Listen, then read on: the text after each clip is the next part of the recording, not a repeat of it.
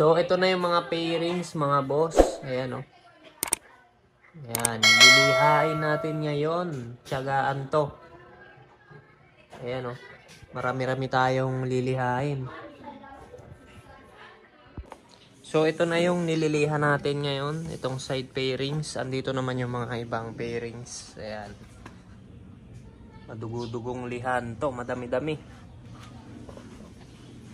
At dito mga boss, gumamit ako ng 1,000 grit na liha. Ang kailangan nyo lang naman dyan, mapagaspang yung pinaka-stock na pairings para kumapit yung primer. Pagka meron malalalim na gas-gas, ang gamitin yung liha 800 grit mga boss. Para medyo malalim din yung pagka-gaspang niya, mapantay dun sa mga lubog na gas-gas. Pero pagka sobrang lalim talaga na gas-gas, hindi na talaga matatanggal yun. Ang ginagawa ng iba ron mga boss, minamasilya. Pero itong nakaswap natin na pairings, wala naman siyang ganong kalalim na gas-gas. Kaya ang ginamit ko lang dito is 800 at saka 1,000 grip na liha. Tapos kung makikita nyo to mga boss, tinabas ko na yan kasi nga wala na akong side pairings na mahaba eh. Tinabas ko na yun. Kaya ito tatabasin ko na rin para pagka nirepaint ko, malinis siya. Wala na siyang nakalagay na ganyan na sabitan. So yun mga boss, naliha ko na rin yung front fender ko. Ayan, wala nang front fender. So, ito ang gagawin ko rito is kakat ko to mga boss. Yan. Kasi hindi ko na idudugtong yun doon eh. Para ito putol lang. Basta may kita nyo pag natapos natin. Basta ikakat ko to hanggang dito. At dito, ginamitan ko na ng mini grinder para maganda yung pagkakatabas natin dyan. Pero nung nalobat yung aking mini grinder, ginamitan ko na lang ng lagaring bakal para mabilis. Medyo matagal kasi pagka chinarge natin, inantay pa natin ma-full charge. Kaya ang ginawa ko, mano-mano na lang. Sayang din kasi sa oras. Tapos ayan, nilagyan ko na ng markings para matandaan ko kung ano yung tatabasin ko lang. Tapos yung gitna, lalagyan natin ng air vent yan para hindi masyadong mag-init yung makina. Bubutasan ko pa rin pero lalagyan ko ng screen. Pero at least hindi na siya ganun ka-open. So ito ang gagawin ko rito mga boss. Dapat ikakat ko siya hanggang dito.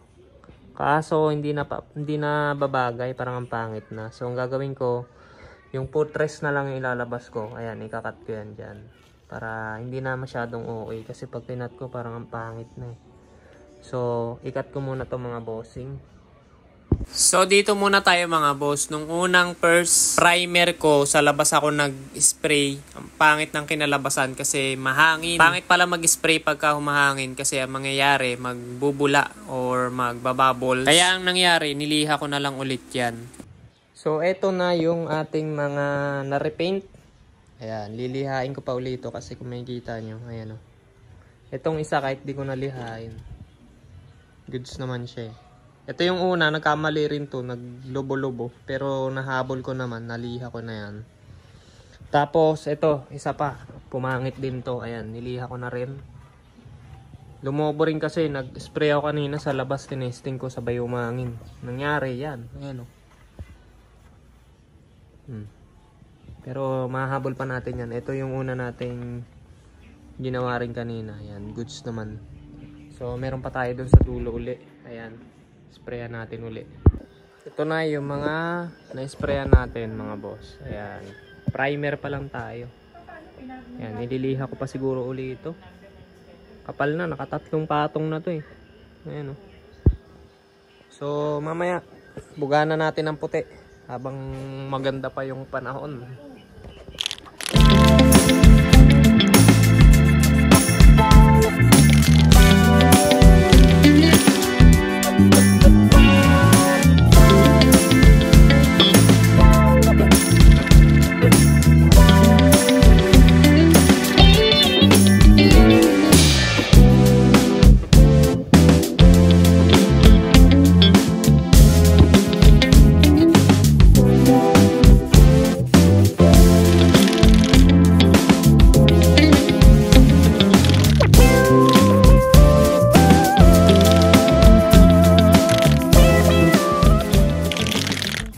So ito na yung niliha ko. Ayan, yung may mga magaspang lang para diretso buga na. Kasi hindi naman siya lahat magaspang eh.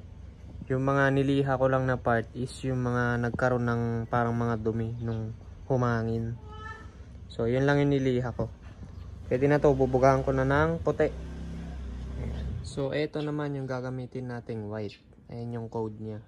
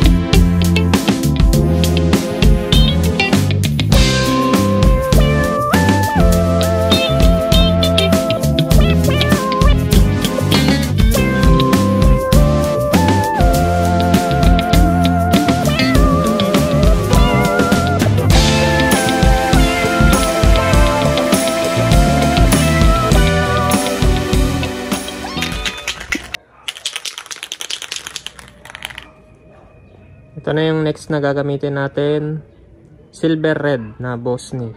So wala kasing samurai paint doon sa SSL na silver red, na ubusan na ata sila. Kaya ito na lang yung gagamitin ko. Alright.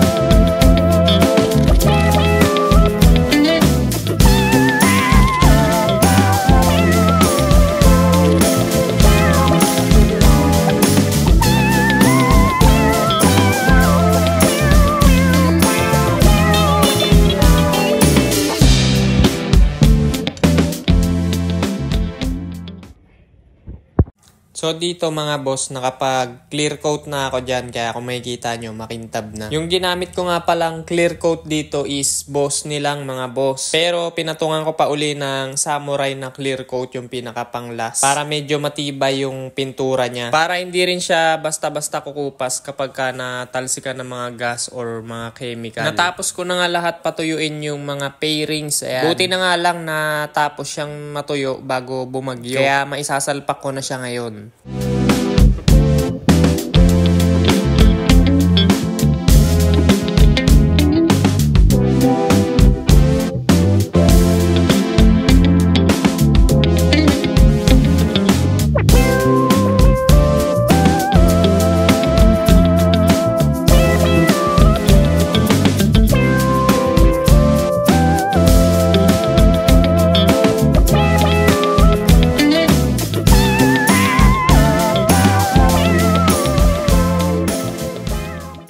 Mga boss, hindi ko pa natatapos ikabit lahat, pero pucha, kinikilig na ako.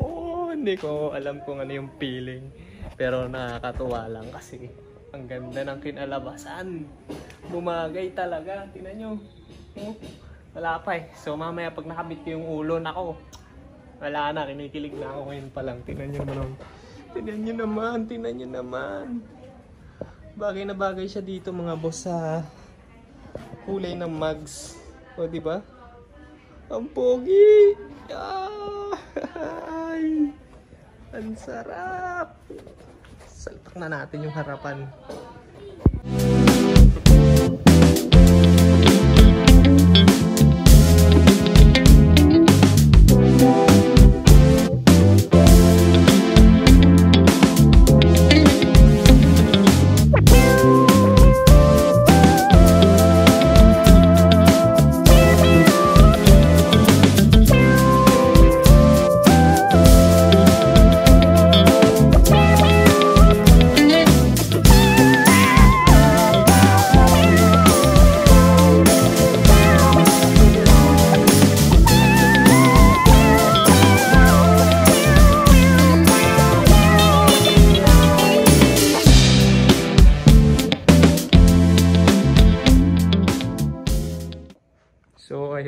boss, natapos na natin ikabit yung kaha. Yun na nga lang kulang dito is yung T-post na pang click 160 para magamit na natin tong motor.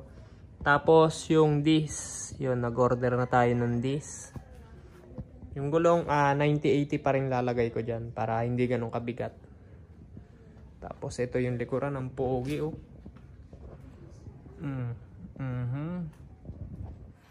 Ang lapad ng gulong. Aray mo. Yan siya mga bossing oh. Pogi.